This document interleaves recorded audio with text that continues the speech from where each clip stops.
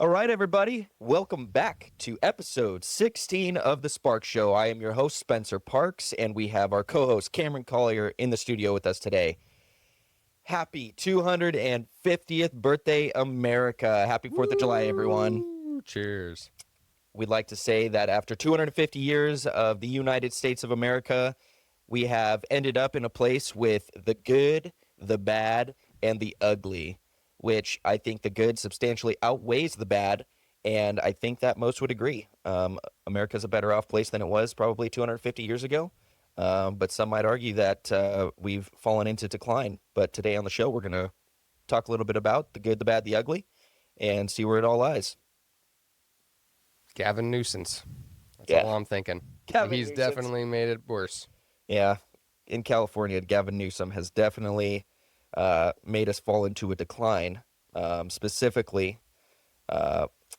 with just some of the issues that I talked about in the last part of the show. I think he had made some remarks that some of our followers were hot and heavy about, especially regarding natural resources like water, trying to build reservoirs, off-river reservoirs, and nature getting in the way in our Oh ecological man, I could societies. talk about water management. That's one of my hobbies.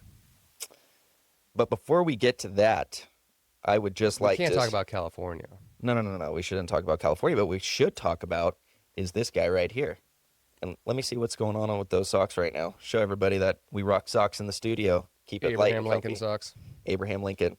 So we should start with a little bit of quotable wisdom from Abraham Lincoln. I think that he's arguably one of our most notable and memorable presidents from the past. Now who's that guy? Wasn't he a king or something like that? Oh, Abraham Lincoln. Man, when you see that like man on the street stuff with people like asking Americans about or like the OnlyFans girls, that's always fun about history, and they're just like, what? Like you can't be that fucking retarded, right? All right, guys. So this is from Abraham Lincoln's first inaugural address, March 4th, 1861. This country, with its institutions, belongs to the people who inhabit it. Whenever they shall grow weary of existing government, they can exercise their constitutional right of amending it or their revolutionary right to dismember or overthrow it. Sounds like a bigot. Sounds like an extremist. Yep. Some might argue. That's ridiculous. Doesn't America, like, no one's illegal on stolen land? Well, I would argue that Abraham Lincoln was closer to the time of the land being stolen than we were. Yeah, he certainly was, wasn't he? Yeah, and I don't think they The thought Indian twice Removal about it. Act. Wasn't that what it's called? Indian Removal Act? Yeah, I think that was one of those points where I had used the word. Engine. Let me just walk back some of my comments about extermination happening of the Native Americans, because that's not what happened, but rather a polite sort of push in sort of. What I love about the internet is, you cannot talk shit on the internet, man, because there's just like no room for like comedic relief. You know what I mean? Where you're just like, I got in trouble because I said nuke the Middle East, and it's like, do I really believe nuke the Middle East? Like, of course not, but it's just like you get so frustrated and you're just like, this is out of control, and it just... I think people need to know first and delete, foremost. Restart. Whenever the animated characters of Cameron and Spencer start coming out on the show, that is when the satire begins. Yes, it's an expression of frustration, you fucking pussies. I mean, we had somebody on YouTube who just wouldn't leave the show alone with his commentary in our comment section. And he was just like, I've watched it 100 times and it wasn't funny.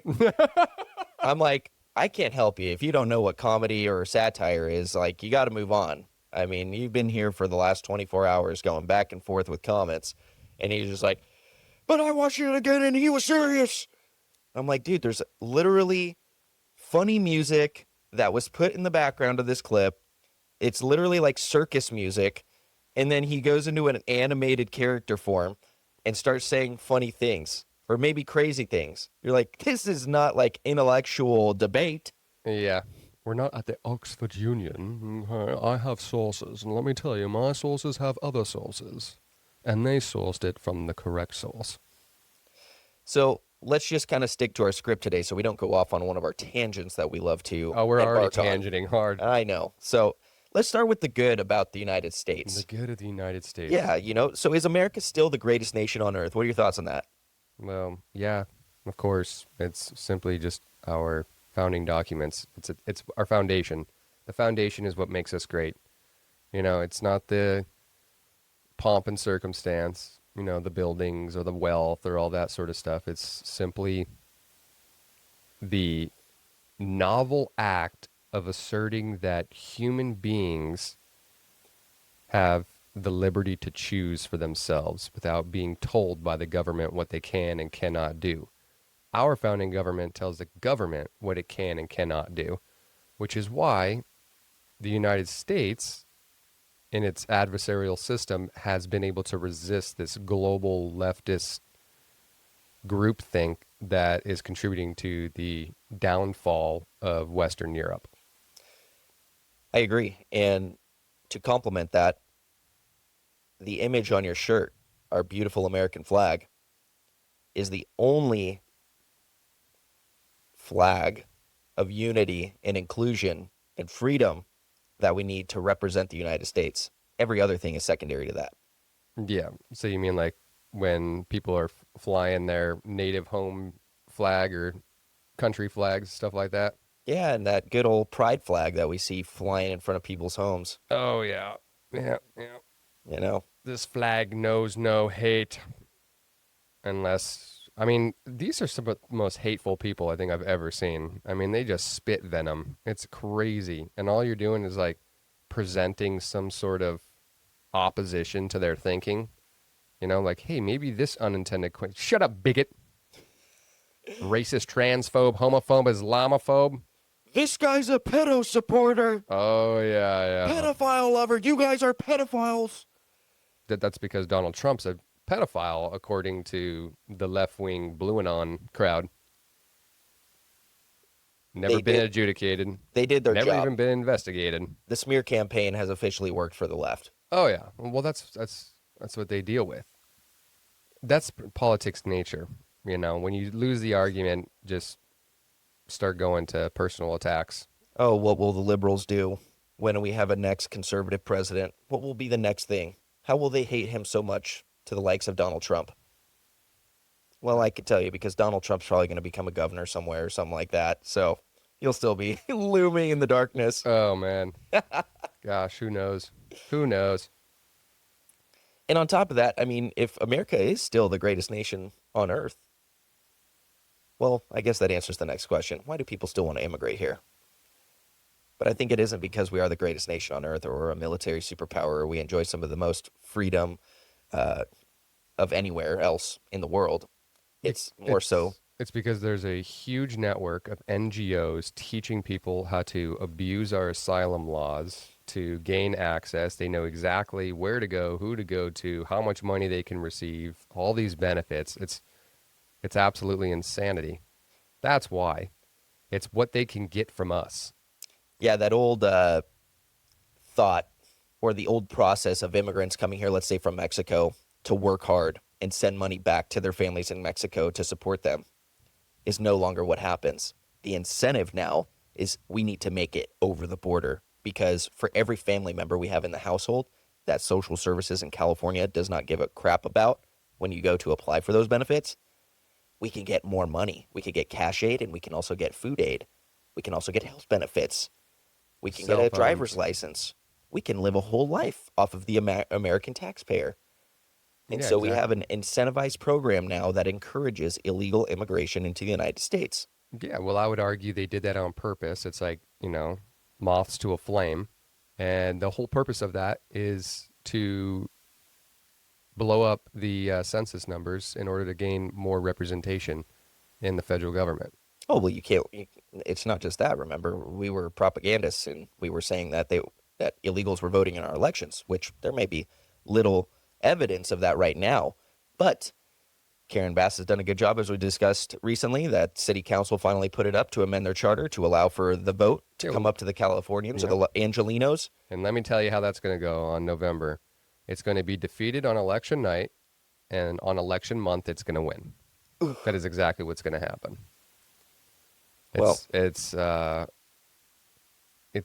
just mind numbing, and it's like it's demoralizing, right? Because we're talking about the greatness of America, and it's just like you have this apparatus of fraud that's just overthrowing our system. And fundamentally, they want to destroy America because they're like basically Iranian propagandists. We are the great Satan, and we must burn it down and start from anew. I would argue, aside from the incentivizing illegal immigration factor, and this was something that I actually talked about a lot back in like 2016, about how we're encouraging, let's say, the black community to stay in poverty, because what we've seen is a walk away from fathers in the black households. So we typically have a split household in the black community, and we see a lot of single mothers, single fathers. But what the NGOs and the left has done was create these programs on the welfare state that incentivize single parenthood. They cash out and provide more benefits for single parents. And so essentially what we've done is we've incentivized fathers leaving the home. We say, oh, you can leave the home and not take responsibility of your children and leave your wife alone with however many children you have, and they can cash out on more benefits and they'll be okay, because we have subsidized housing, we have food programs, we have cash programs.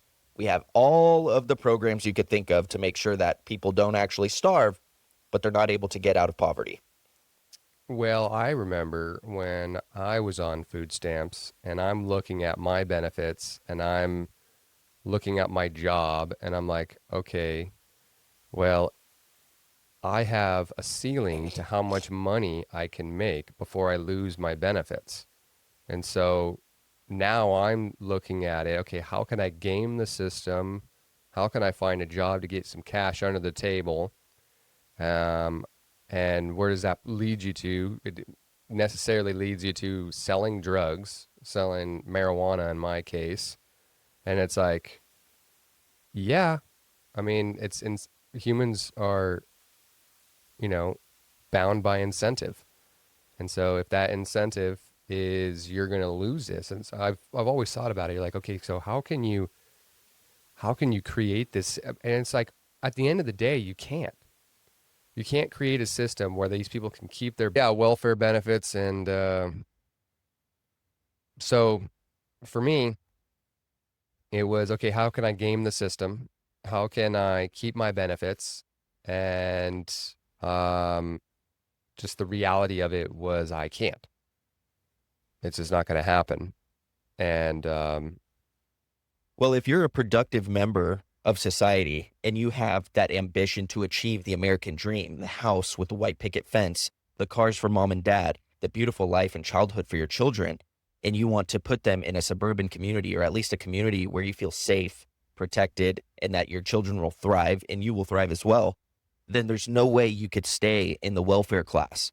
You need to at least move up into the middle class, whether you're at the bottom of the working class. Sure. Okay.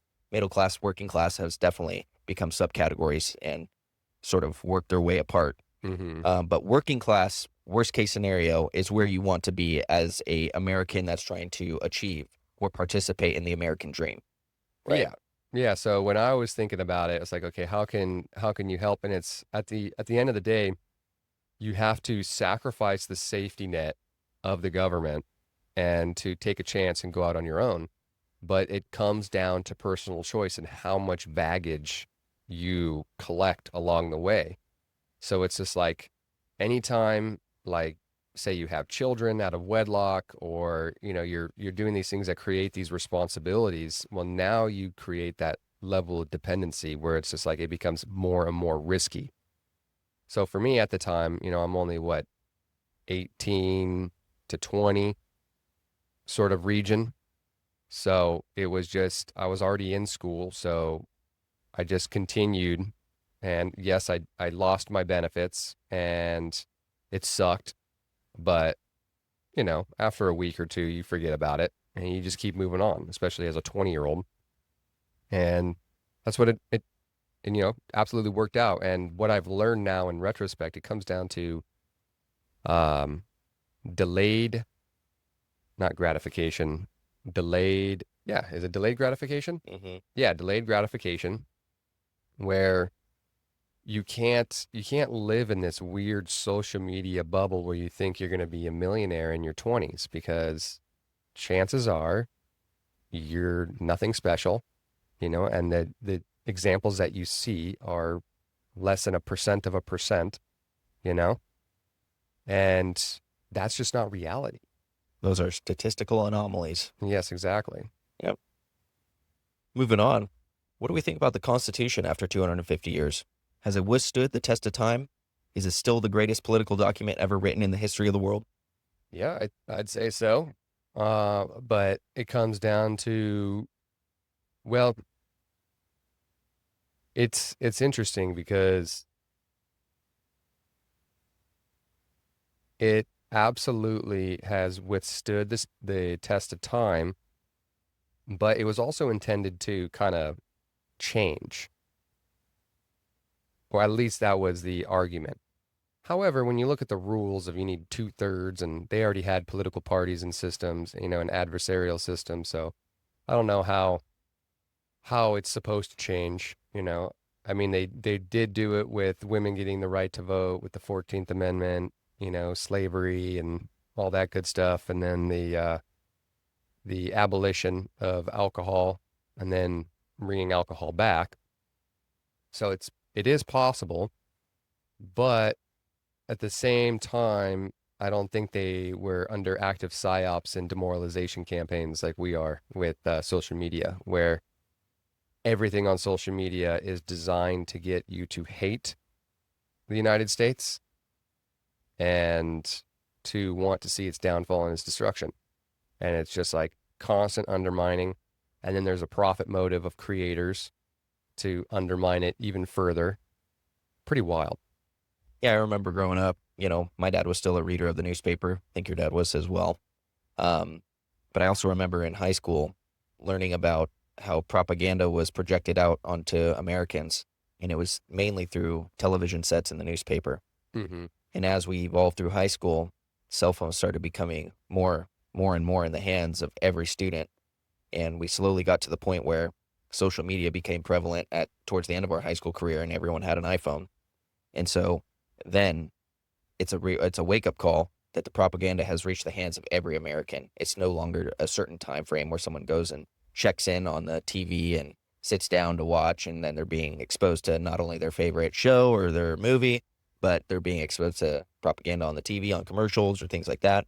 Or, I don't even think like, young Americans like myself in our childhood were reading newspapers or, into our adolescence. So we weren't exposed in that regard, but we have had a large volume of propaganda flood our minds through social media and just through news coming through on the phones that are now in the pockets and hands of every American. Yeah, I gotta say, man, it's just sort of thinking about the extent of the problem is stupefying.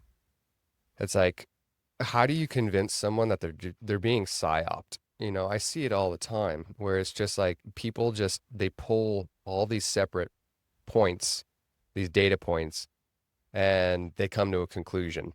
And it's just like, okay, if you have 1,000 data points and you just draw a line through them to a conclusion, have you actually found the real conclusion? Or is it more so you cherry picked your data points to create the conclusion? And that's essentially what I see on the internet everywhere. And it's so demoralizing because it's like, at the end of the day, I mean, especially like the Charlie Kirk stuff and like Erica Kirk. Oh, now I think the new talking point is his parents are in on it as well.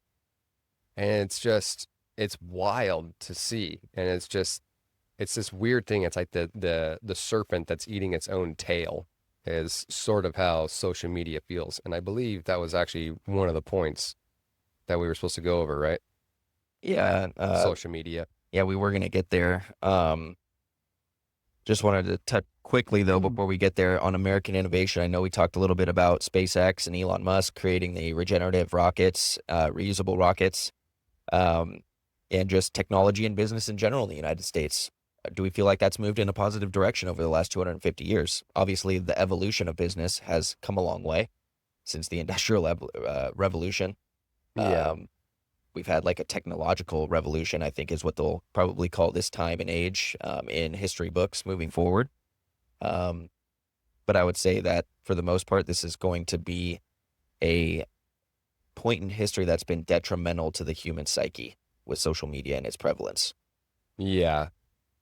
It's, it's really weird. I don't know. Maybe it's my faith that's kind of like giving me some resilience. But, I see comments flaming me, and it's just like, it is what it is. But then there's other people that take it such to heart. And it's just like, dude, it's just someone reacting emotionally at the end of the day. It's not that big of a deal. It's just words, sticks and stones. So, but, how do you say that to a 13-year-old, a 12-year-old, a 9-year-old? You know what I mean? Where they haven't even formed their personality fully. They haven't even faced the world. And then they're facing just an onslaught of negativity.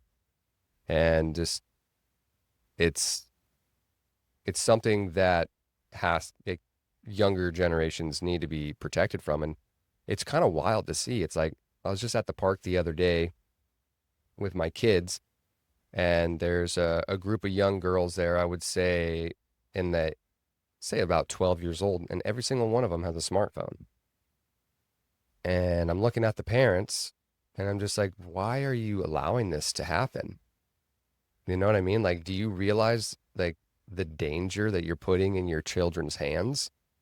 Just like unlimited access to human debauchery for such a young mind, And it's just like, I don't know, like, It's this scary cycle of social media that's overwhelmed the parent mind as well, of the parent wanting to participate in social media. It's actively for myself as well. I have to, especially now being involved on the podcast and doing a lot of the marketing for the podcast, you have to learn to do your business and then detach. yeah, Put it aside.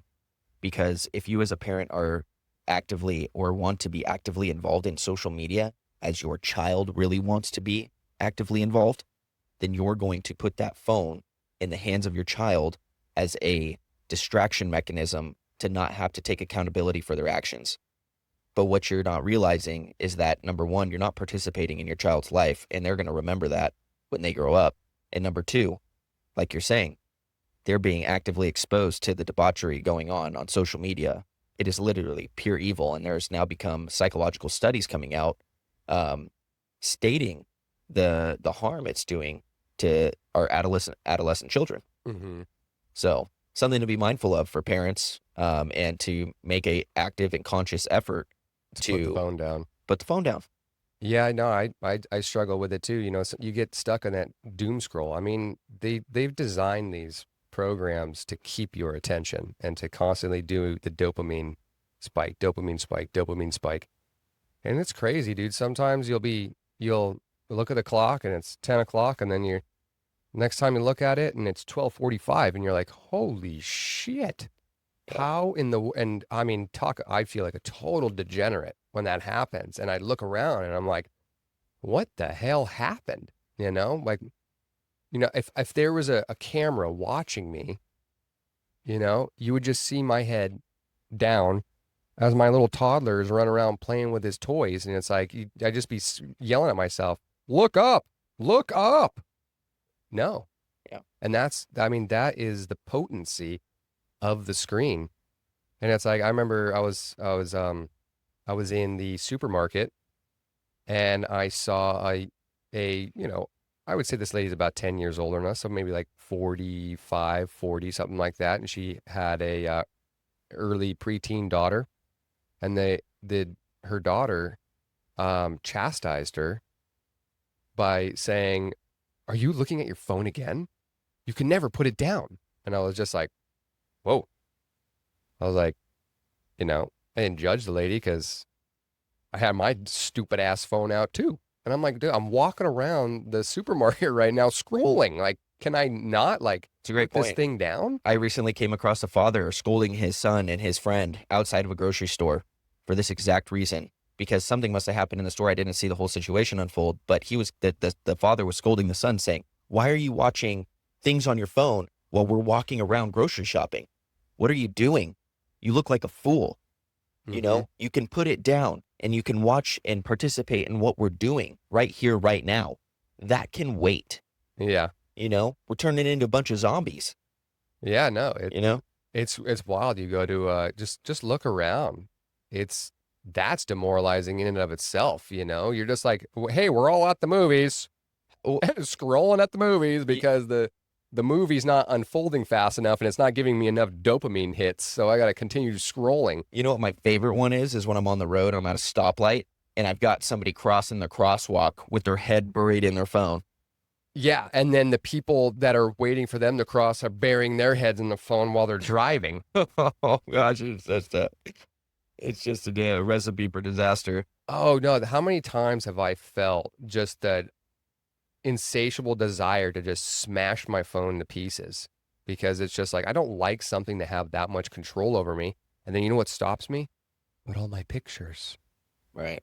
Oh, but I get, look at all these great pictures I have of my family, and it is great. It's like I got 5 years of this. Like it's amazing. You know, you watch the freaking the collages, you know, with the music, man, and start tearing up. And so you have this emotional attachment. Not only do you have the dopamine, but then you got the emotional attachment, and it's like, do we recognize what's going on here? And so I would probably argue that the reason the reason why the wealth gap is accelerating so much is because those who can put their fucking phones down and work are doing it, and the ones that can't are not. They're sitting there scrolling instead of working. Yeah, we're going to eventually see that not only is it psychologically degrading to the mind, but it's going to come at the cost of your time, which we know time is our most valuable asset. And Yeah. so if you're not dedicating your time to at least working, you know, a good portion of your life, and you're just stuck in the doomsday scroll, Oh yeah. you're going to become stuck in a vicious cycle. That's an addictive cycle. Yep. So Game something over. we got to be very careful of. Let's quickly cruise through the things which I'm noticing this was kind of sad because we started off with what was supposed to be the good, but it seems that we've only been able to take the good and circle into the bad. Yeah, into the negative. Right. So as much as all of the things, especially the Constitution, immigration, why America's the greatest nation on earth, we've circled back into some of the bad and the ugly, which, you know, is like, why has the government become too powerful? You know, our national debt's, you know, extremely massive. Is it going to be a long-term threat? We talk a lot about border security and immigration here. Declining trust in elections and media and institutions, which people, if they've been watching the show, know our opinions very much on our distrust in elections and things like that. Crime and declining public safety in major cities. Is the education teaching civics anymore, which I think plays heavily into all of the bad that's going on in the nation now with these newer generations, and why when they're at the voting age that they're all starting to vote for Marxist, communist, socialists, Yeah. and identifying as, you know, democratic socialists, which I think is going to inevitably be a factor that is going to have to be squashed because America can't survive as a socialist country of any sort. Yeah, well, when you're a young kid, you're always kind of like in this idealistic state, and you look through everything through, you know, the most ideal. So when you go to a kid and who has been taught to share, share, share, share, share, and then they come across communism versus capitalism, they're like, well, I've been taught to share my entire, you know, adolescence, so of course communism's great. But then, you know, of course, I mean, sharing everything, sharing resources, this makes sense. But the problem is you have a disparity between people's ambitions. You know, we're not equal in the things that we want, you know? And then you have greed and corruption, and people, the older they get, they become more and more self-serving, more and more selfish. Or maybe they always were, right? And that's why when you're younger, you're trying to teach kids not to be. But Yep. What's your hot take on identity politics and what it's done to the United States? It's fractured it into a million pieces. Yeah. I mean, you can constantly I mean, think about the fractures you can create an identity of just yourself. Just fracture everything based off of your interests, who you are, you know? I'm a father, so now okay, now you're separate that. I'm a husband. I'm a white male. I'm a British ancestry. It's just like at some point, it's just like you've just fractured yourself into a million different pieces. And it's just like, and then you create these little coalitions of your identity groups, and you've just become hostile to other people and their identity groups. And it's just straight up bigotry at the end of the day, and intolerance for other people and their viewpoints based off of characteristics, immutable characteristics. And I think that's why maybe the left went with the identity politics route, was because they knew it could fracture, divide, and cause chaos. Because truly, at the end of the day, if you're an American and you're a patriot, you know that the only identity that matters is that you're an American at the end of the day. Yeah, I mean, well, what do they say? They say they're a big tent party, right? So they allow all identities into the big tent, and as long as you think like them. If you don't think like them, you're not invited. You're excommunicated. And they're militant with it. I think we brought up the Anthony Weiner thing last time, or I did. And it's just like, it's shocking. It's like, wow, what are we doing here? Speaking of militant, how do you think that that's played into the cultural decline of the United States in its current state of unrest? Well, I mean, just look at the city of Portland, and their onslaught of, the Antifa queers smashing up the buildings and stuff like that. And with the graffiti and all that, like, what does that do for property values around there? So that level of criminality necessarily causes a level of decay, because who's going to invest in that neighborhood? Who's going to build a business? Who's going to take any sort of risk when there's that level of criminality? So it's just like this sort of left-wing thought pattern of not being hard on criminals creates the urban decay. Yeah, imagine you're a real estate investor and you're checking out real estate in Portland, and your real estate agent's like, oh, well, Antifa operates in this neighborhood. And you, as a real estate investor, go, oh, aren't they a designated terror organization? Like, Well, no, not even that. Like, say you're just a left winger, and you think that that's just some right wing propaganda, but you're just like, at the end of the day, you're putting your hard earned money into an investment property that's probably going to be being smashed up on a weekly basis. yeah. And it's just like, who's going to do that? No one's going to do that. So that's why you lose this level of investment. And then from the government level, there's this adversarial, you're a businessman, so you're automatically a predator. And we fight for the oppressed. So we think because you're a predator, we're going to attack you. And it's just like, okay, and then you lose business, you lose jobs, and it's just contributes to the overall decay. And it's just like, dude, just go look up El Salvador as a perfect example. The left calls him a dictator. He's this evil right-wing, far right dictator. But then go look at their capital and do a before and after of the capital, before Bukele and after Bukele. And it's undeniable how clean it is. And then you see some of the opinions of the people on the street, and they love him. Well, why is it that they love him? Because they got rid of the actual predators who were causing the high levels of criminality that were contributing to the decay.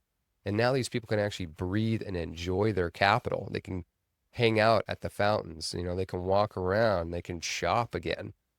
And it's not, looking over, you're like, oh boy, here comes someone down the street. And then it's like, it creates more discrimination, because you see a guy with a hood on, and it's just like, oh boy, like what's going to happen here? And your butthole starts to pucker, and then they walks by, oh, okay, thank God.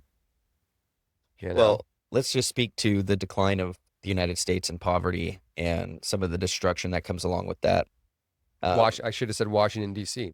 Look Yeah. at, it's been not even 2 years, and look at how clean the streets are. And all they have is they just have the National Guard on rotation on foot patrols, and they're actually investing in cleaning up the various sites. In public safety.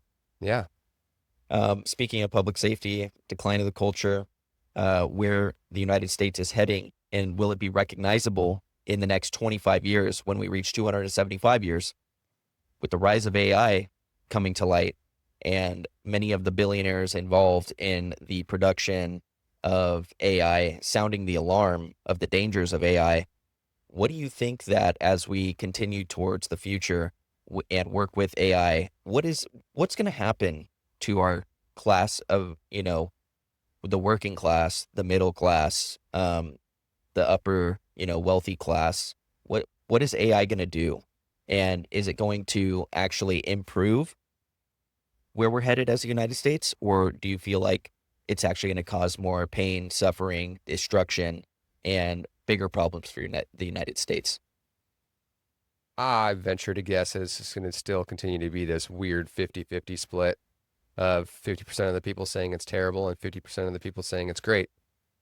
It's kind of like how you look at the glass. Is it half empty or is it half full? And honestly, it just comes down to, in my opinion, it comes down to your faith. It comes down to, if you put your faith into human beings, and it's going to be terrible. If you put your faith into God, it could always be better, but it's not terrible. It's not the end of the world. So personally, what I'm thinking is it's going to be great, honestly.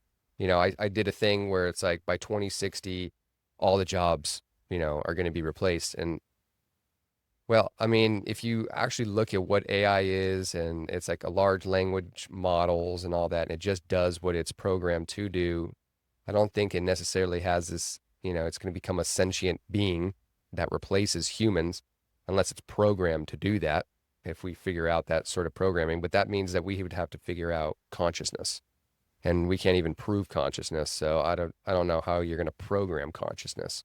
So we thought that we're facing a existential level of information warfare now, right? Mhm. And we're at the tip of the iceberg of AI just rolling out.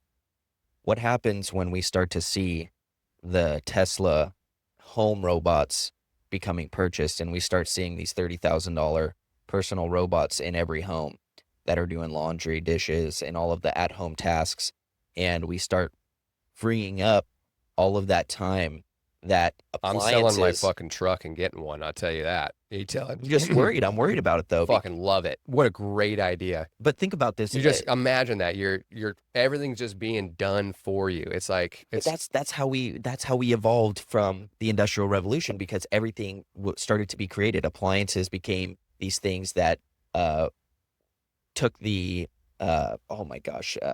They were like, bro, a robot is picking up after my kids, just like right behind them, and I don't have to do it. They're cleaning up, vacuuming behind the couches and cleaning the windows and cleaning the well, yeah, it's cleaning doing the your laundry, inside it's of doing your dishes, the it's refrigerator. That's a total fucking disaster zone.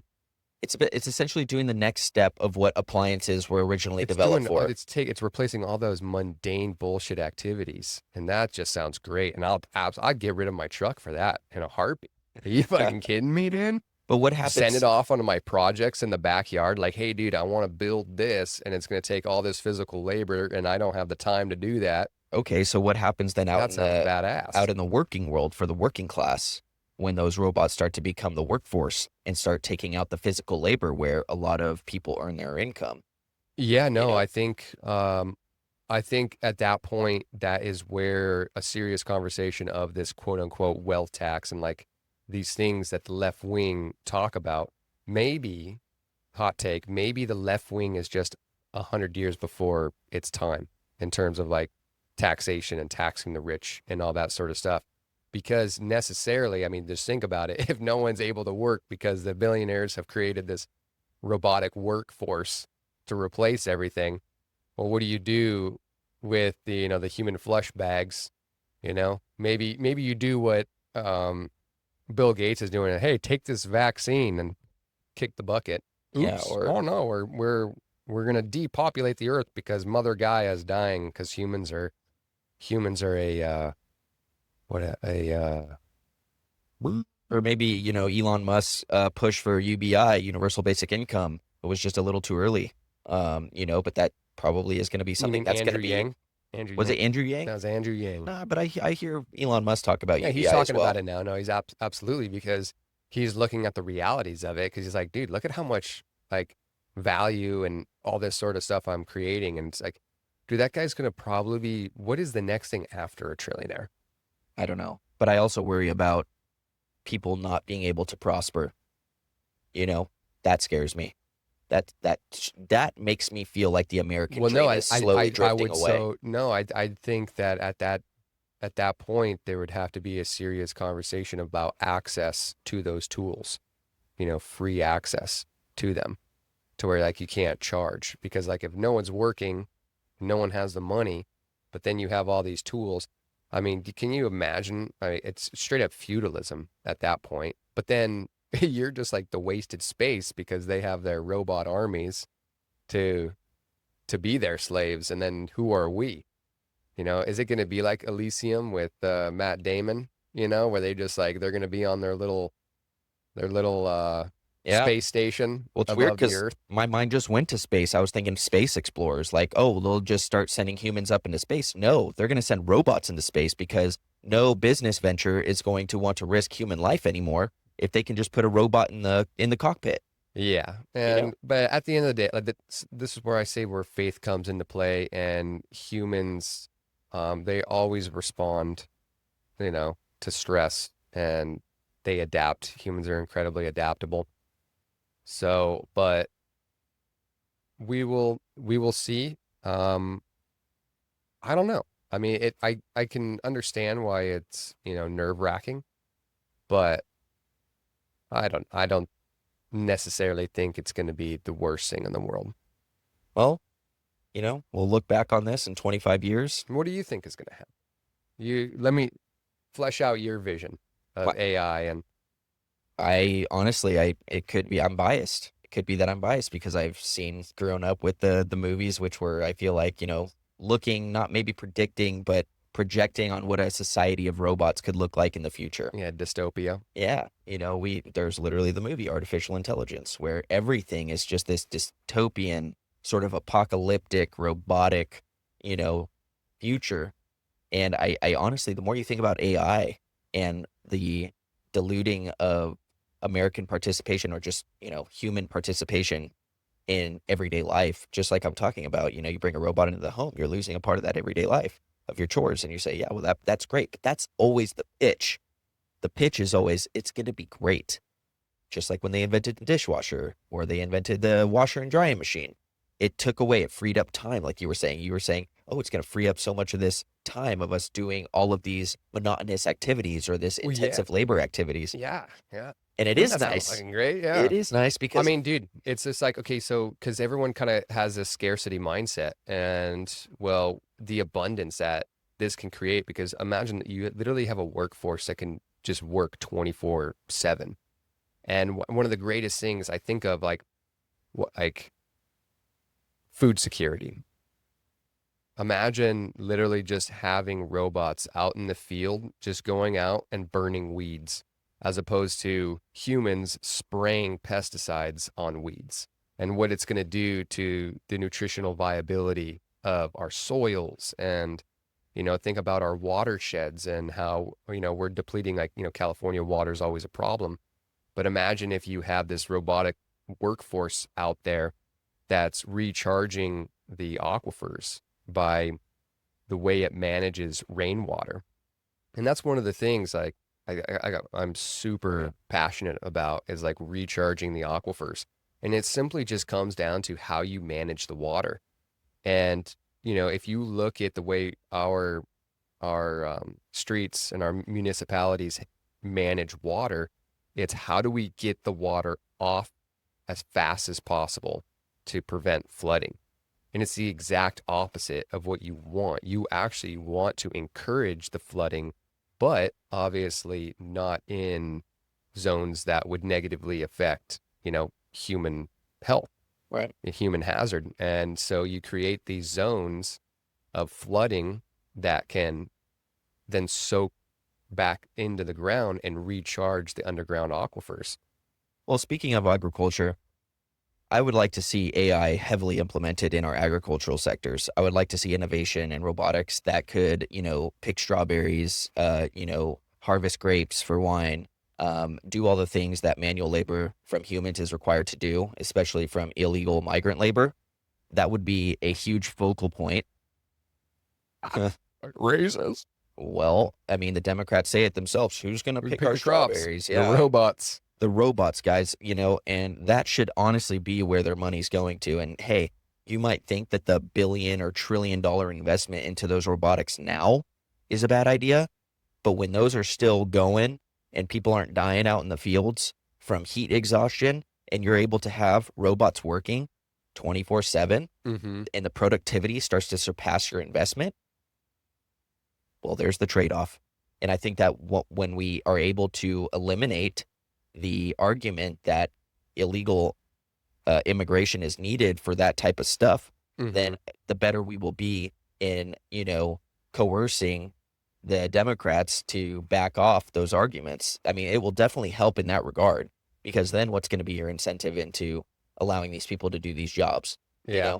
So No, it's funny. I'm sort of being challenged right now, kind of thinking, extrapolating on the future. And it's just like, honestly, this extreme level of wealth and artificial intelligence is probably going to turn me into a lefty. I'm just being straight up honest about it, because it's like at a certain point, like their arguments are going to, take hold, because there's going to be this impassable barrier of entry that's going to be created by this level of technology. Well, And yeah, like they're seeing the symptoms of it, and it's absolutely right. But it's like, okay, how can we do this in such a way through legislation to where we can still encourage, because we want that technology, we want that innovation, but we want to reduce the harm of inequality, and we want to create a level playing field and level access. And at the end of the day, what is it that people are seeking? They're seeking money to live. So if they no longer need to seek money to live, then what do they need to do? It's like, well, I guess you can do whatever you want to do, and you just need a basic level of income, something that's going to provide for your housing or something.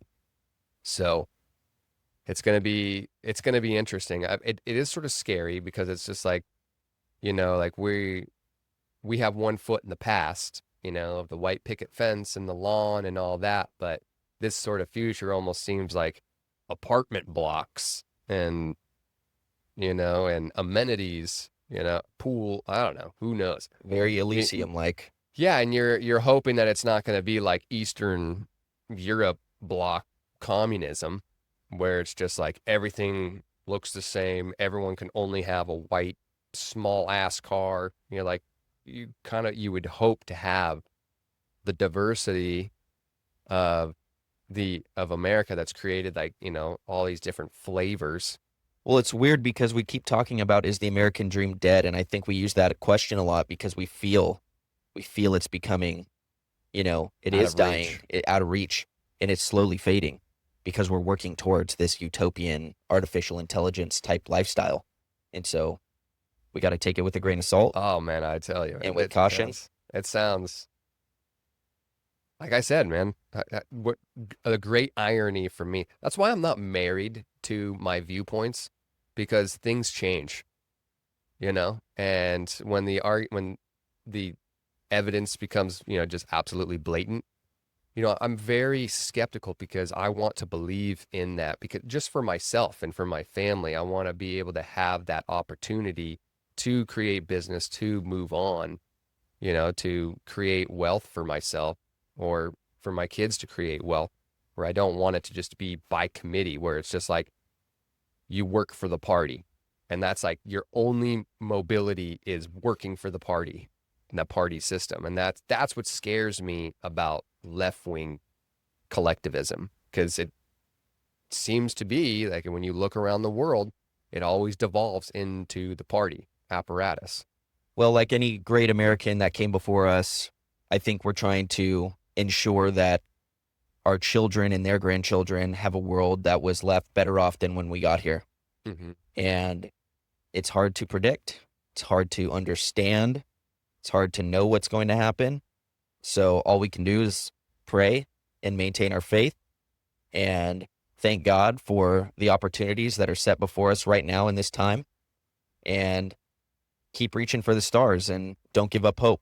Yeah, no, absolutely. It's all about gratitude, even gratitude in the face of despair. Always be thankful for what you have because it can always be worse. Yep. Never ask if things could be worse because they can be. And I mean, that's kind of like how I've always operated. And by the grace of God, I've been given things that I'm like, did I even work for this? Like, how did this happen? Yep. And I would argue by grace alone. And so I know it's kind of hard for people to swallow that, but I think Jesus said it best. Do the birds fret over what they're going to eat, or does their creator feed them every single day? Yeah. I mean, one last word before we wrap this up. I think it's important to be proud to be an American, be proud of your heritage, and most importantly, be proud and faithful to the Almighty God. Yes. At the end of the day, where else would you want to be? Like, do you really want to be anywhere else than in at least a Western society? You know what I mean? Everyone seeks to come to there because of the opportunities that are created. And why is that? It's because of these principles of liberty and freedom where people are able to express themselves and to create for their own, and they're not bound by the government. Or, one of the biggest things that I see with my wife's own government is you have this sort of creativity and they create a business and they get to a point where the government just seizes it for itself. And then all of a sudden you see, the cousins operating the business. And you're just like, how can you create a prospering society where the government seizes your success? You can't. And on a last note, we don't ever want that. And that's why socialism will never work. And communism will especially never be able to exist in the United States. And with that, happy 4th of July, everybody. Go light some fireworks. Let the mortars fly in the sky. Hear them roar. Be safe. Don't drink and drive.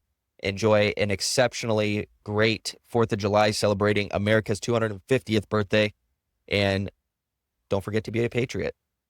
Love your country and your fellow Americans. See you on the next episode of The Spark Show.